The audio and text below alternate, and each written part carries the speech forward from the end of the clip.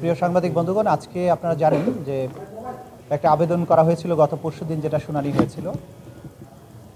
একজন আসামি জিয়াউল হাসানের পক্ষ থেকে এই ট্রাইব্যুনালের ক্ষমতা এখতিয়ার চ্যালেঞ্জ করে একটা পিটিশন দায়ের করা হয়েছিল। প্রধানত তাদের যুক্তি ছিল যে বাংলাদেশে যেহেতু কোনো যুদ্ধ হয়নি জুলাই আগস্ট মাসে, সুতরাং যুদ্ধ না হলে ক্রাইমস অ্যাগেনস্ট হিউম্যানিটি হয় না, এবং সেই কারণে ক্রাইমস অ্যাগেনস্ট হিউম্যানিটির বিচার এই ট্রাইব্যুনালে হবে না। 2 নম্বর যুক্তি ছিল যেহেতু সংসদ নাই, সেই কারণে কোনো অর্ডিন্যান্স পাশ করে যে আইনের কিছু সংশোধনী আনা হয়েছে সেটা অবৈধ হয়েছে, সেই কারণে তার বিচার এখানে চলবে না। আর এই মোটা দাগে এই দুটোই তাদের কথা ছিল, এবং বলেছিল যে এনফোর্সড ডিসঅ্যাপিয়ারেন্স অর্থাৎ গুমের যে অভিযোগ বা অপরাধের এই বিষয়টা 2024 সালে আইন সংশোধন করে এখানে আনা হয়েছে, সেই কারণে 2024 সালে যখন আইন করা হয়েছে তার আগে যদি কোনো অপরাধ হয় তাহলে এখানে রেট্রোঅ্যাক্টিভিটির প্রশ্নে বিচার করা যাবে না। তো আমরা আমাদের আর্গুমেন্ট রেখেছিলাম। কোর্ট আজকে তাদের এই পিটিশনটা সামারিলি রিজেক্ট করেছেন, খারিজ করে দিয়েছেন। যে কয়েকটা কথা বলে কোর্ট তাদের পিটিশন খারিজ করেছেন, তার মধ্যে একটা হচ্ছে যে আইন দ্বারা এই ট্রাইব্যুনালটা প্রতিষ্ঠিত, অর্থাৎ 1973 সালের ক্রাইমস ট্রাইব্যুনাল অ্যাক্ট, সেই আইনের বৈধতা বা সেই আইনের কোনো সংশোধনের বৈধতা চ্যালেঞ্জ করার জায়গায় এই ট্রাইব্যুনাল নয়। কোনো আইন যদি সংবিধানের সাথে অসামঞ্জস্যপূর্ণ হয় বা চ্যালেঞ্জ করার প্রশ্ন আসে, তাহলে অবশ্যই তাকে সাংবিধানিক আদালতে যেতে হবে। তারা না করে এই কোর্টে বিচারিক আদালতে এসেছেন, এটা মিসকনসিভড, অর্থাৎ এটা কোনো সঠিক পদ্ধতি না, এখানে আসাটা উচিত হয়নি, এবং এই পিটিশনটা মিসকনসিভড। প্রিম্যাচিউর বলেছেন অন্য কারণে, সেটা হচ্ছে যে পিটিশনে চ্যালেঞ্জ করেছেন ট্রাইব্যুনালের ক্ষমতা, আবার প্রেয়ারের মধ্যে গিয়ে লিখছেন আমাকে যেন ডিসচার্জ করা হয়। তো একদিকে তারা বলছেন যে আপনার কোনো ক্ষমতা নাই, আবার শেষে যে বলছেন আমাকে রিলিজ করে দাও। তো যার ক্ষমতা নাই সে কীভাবে রিলিজ করবে? তো এটা আমরা বলেছি যে এই অ্যাপ্লিকেশনটা এটা নট উইদিন দি ফর্ম, এটা অ্যাপ্লিকেশনটা হয়নি, আইনের দৃষ্টিতে কোনো অ্যাপ্লিকেশনই হয়নি।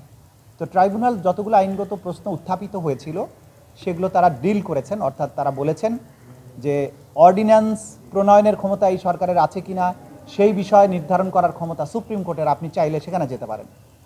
এই আইনের রেট্রোস্পেক্টিভ ইফেক্ট দেওয়া হয়েছে, সেটা বৈধ হবে কি অবৈধ হবে সেটাও কনস্টিটিউশনাল কোর্টে যেতে হবে। আর যেটা বলেছেন যে ইভেন কনস্টিটিউশনাল কোর্টে গেলেও এই আইনে যে সমস্ত বিধান রাখা হয়েছে, অর্থাৎ এই আইনে যখন কোনো আসামির বিচার করা হয় তিনি তখন তার মৌলিক অধিকার দাবি করে সাংবিধানিক আদালতে কোনো প্রতিকার চাইতে পারেন না, অর্থাৎ তার কোনো মৌলিক অধিকার থাকে না। সেইটাকে সুরক্ষা দেওয়া হয়েছে সংবিধানের প্রথম সংশোধনীর মাধ্যমে। সংবিধানে 47A এবং 47(3) এই দুটো আর্টিকেলের মাধ্যমে crimes against humanity, war crimes সংক্রান্ত যে আইন 1973 সালের ক্রাইমস ট্রাইব্যুনাল অ্যাক্ট, এটাকে একটা ব্ল্যাঙ্কেট প্রোটেকশন দেওয়া হয়েছে যে এই আইনের ব্যাপারে কোনো সাংবিধানিক আদালতে কোনো প্রশ্নই তোলা যাবে না।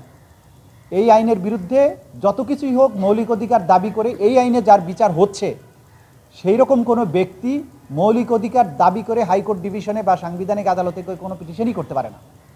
তো যেখানে হাইকোর্টে আপনি কি আইন চ্যালেঞ্জ করার ক্ষমতা নাই, মৌলিক অধিকার দাবি করার প্রশ্ন নাই, সে বিচারিক আদালতে এসে একটা অদ্ভুত যুক্তি তুলে বলছে যে এই আইনটা বৈধ না, সুতরাং এখানে আমার বিচার হতে পারে না। আমরা বলেছি এটার অর্থ হচ্ছে যে বাপের কাছে গিয়ে বাপের বৈধতা চ্যালেঞ্জ করা, যে তোমার বিয়ে আমার মায়ের সাথে সঠিকভাবে হয়েছিল কিনা। এটা খুবই ইররেলেভেন্ট একটা জিনিস। এটা তোলা হয়েছে, এটা তারা জানেন যে আসলে এটা আইনগতভাবে কোনো মূল্য নেই, কিন্তু একটা নয়েজ তৈরি করার জন্য, একটা হাইপ তৈরি করে মিডিয়ার দৃষ্টি আকর্ষণের জন্য তারা এটা করেছে।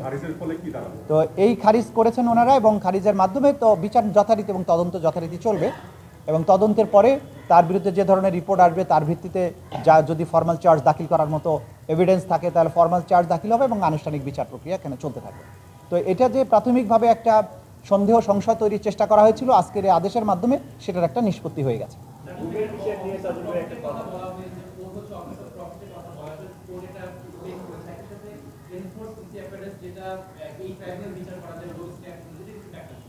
জি, একটা হচ্ছে যে ওনারা একটা যুক্তি তুলে ধরেছিলেন যে সংবিধানের আর্টিকেল 147-এ বলা হয়েছে যে সুপ্রিম কোর্টের মানে কোনো বিচারক কোনো অফিস অফ প্রফিটে, মানে যেখানে লাভজনক পদ সেরকম পদে যেতে পারবেন না।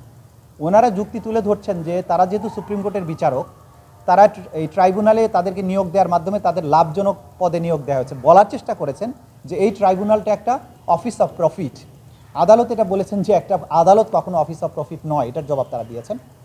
আর এনফোর্স ডিসঅ্যাপিয়ারেন্সের ব্যাপারে যেটা আর্গুমেন্ট আমাদের ছিল এবং আদালতে এটা নিষ্পত্তি করেছেন যে এনফোর্স ডিসঅ্যাপিয়ারেন্স শব্দটা হয়তো আমাদের আইনে নতুন, কিন্তু এনফোর্স ডিসঅ্যাপিয়ারেন্সের মাধ্যমে যে অপরাধগুলো করা হয় অর্থাৎ অ্যাবডাকশন, কনফাইনমেন্ট, টর্চার, মার্ডার, এই শব্দগুলো আগের থেকেই আইনে ছিল।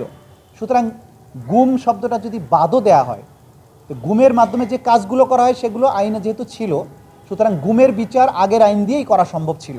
তারপরে অধিকতর ক্লারিটির জন্য এই শব্দটা পরে যুক্ত করা হয়েছে।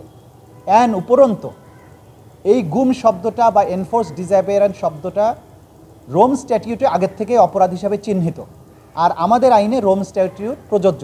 সুতরাং আমাদের এই আইনে গুম শব্দটা আগে যদি নাও থেকে থাকে, যেহেতু এটা রোম স্ট্যাটিউটে ছিল, সুতরাং এই রোম স্ট্যাটিউটের বিধান অনুযায়ী এই ট্রাইব্যুনালই গুমের বিচারও করতে পারবে। এই বিষয়টা